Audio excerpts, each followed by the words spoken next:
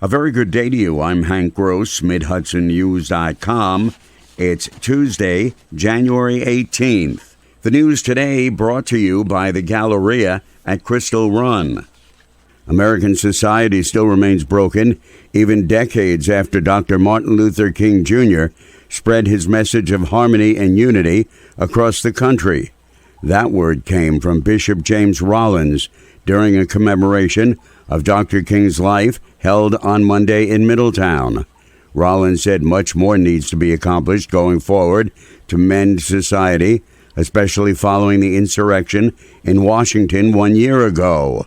Reminding Americans that we are not yet one nation. Reminding Americans that we are not one America. Reminding Americans that unfortunately we are not one nation under God.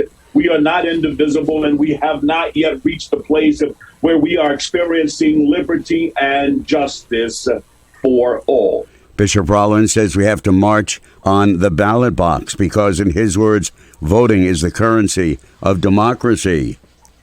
Norse Atlantic Airways has received approval from the U.S. Department of Transportation to operate flights between New York Stewart International Airport and Norway, the European Union. The new service is expected to begin this April. The airline will also operate flights between Oslo and Fort Lauderdale and Los Angeles. The new service between Norway and Stewart is great news, says Maureen Hallahan, president of the Orange County Partnership. It hopefully will be the beginning of opening up that European market in the UK. When people catch on that it's very easy to fly into Stewart, easy access to the city, that's what they built the international building for. Norse CEO and founder Bjorn Torg Blarsson said the service will be affordable. The airline said it will deliver many jobs to American workers, including hundreds of U.S.-based flight attendants, and will partner with local communities, tourism organizations, businesses, and labor to stimulate economic growth in regions throughout the United States and Europe. 2 area state legislators are calling on the State Department of Health to open a COVID-19 testing site in the city of Newburgh. Assemblyman Jonathan Jacobson and Senator James Skoufis, both Democrats, note there's no mass testing facility in Orange County, while there is a second state-run facility open in Ulster County. Orange County has failed to open a testing site, and it makes no sense to have 2 state-run sites, a mere 20 minutes drive apart in Ulster County, said Jacobson. More news in just a moment. Find over 100 retailers allowing you to spend hours shopping safely at the Galleria at Crystal Run. Enjoy the big brands and the diverse selection of family-owned stores all in one location. The Galleria at Crystal Run offers dining options for everyone with Fuji 110 Grill, Allen's Mediterranean Grill, and Peru Cuisine. Discover the Mid-Hudson Valley's premier shopping, dining, and entertainment destination, the Galleria at Crystal Run. For more information, follow us on Instagram, Facebook, or visit GalleriaCrystalRun.com. The Jewish Federation of Greater Orange County Monday issued a statement that the organization stands together with our brethren at Temple Beth Israel in Colleyville, Texas.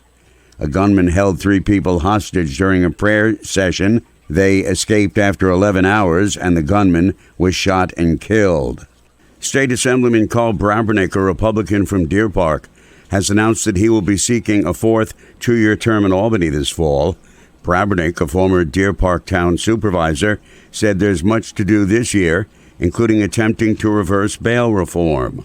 We're going to be pushing for that this year as far as repealing that awful law and trying to help out as much as possible with the COVID efforts and also trying our very, very best to find ways to find tax relief for the New Yorkers in the state. No Democrat has yet announced to challenge Brabernick in the November election. The long-dormant Broadway Theater in Monticello could be on the way to redevelopment.